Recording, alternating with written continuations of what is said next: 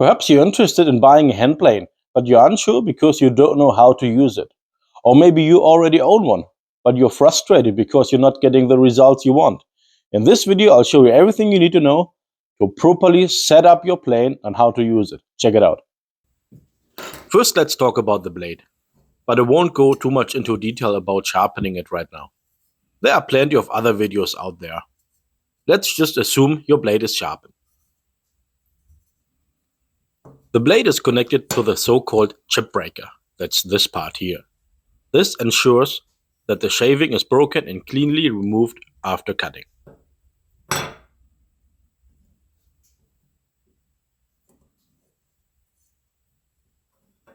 There are different opinions on how far the edge of the chip breaker should be from the end of the blade, but I learned that it should be about half a millimeter. The chip breaker is then screwed onto the blade and both are getting inserted into the plane. Then the cap iron is placed on top and the plane is reassembled.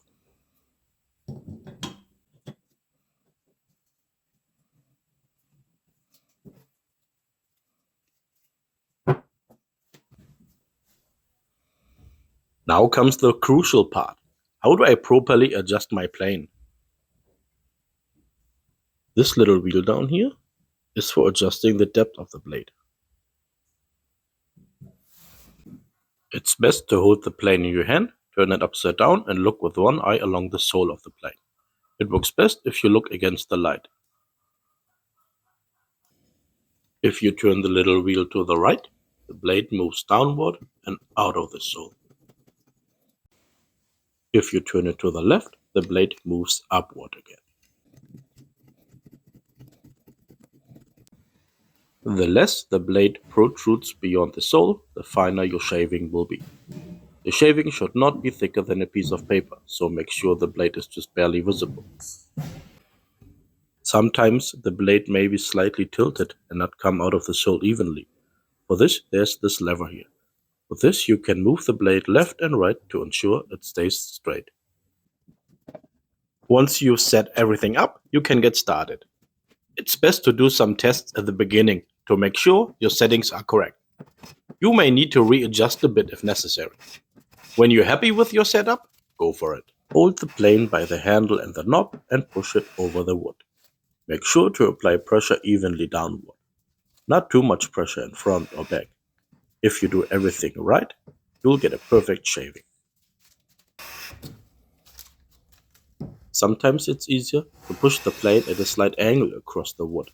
The result is the same, but because the plane is at an angle, it cuts the shaving a bit easier. However, one thing you should always keep in mind is to plane with the grain. Planing against the grain can cause unsightly tear-outs, and you definitely don't want that. This all requires some practice, but it's easier than people think. It gets a bit more complicated when you own a wooden plane. It also has a blade with a chip breaker, but they're not held by a clamp. Instead, they're held by a wooden wedge.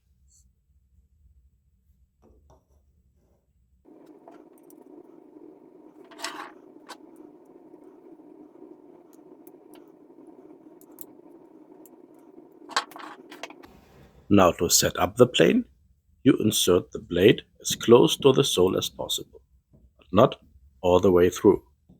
Then comes the wooden wedge.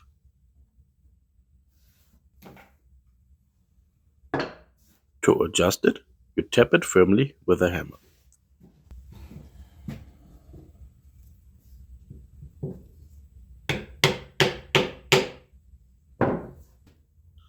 Now turn the plane over and see where the iron is. If it needs to be a bit deeper, tap on the iron until it is where it should be.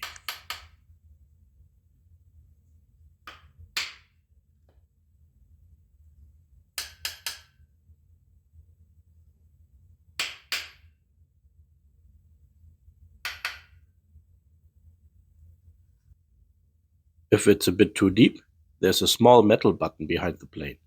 When you hit this, the blade moves back.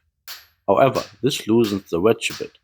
so you will need to tap it again to tighten it once you finished your adjustment.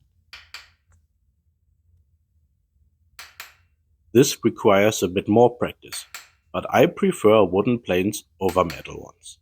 Not because they work better, but I find the handling during planing much more comfortable.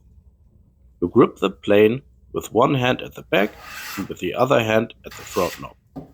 I personally find it more comfortable this way, but in terms of result, it makes no difference.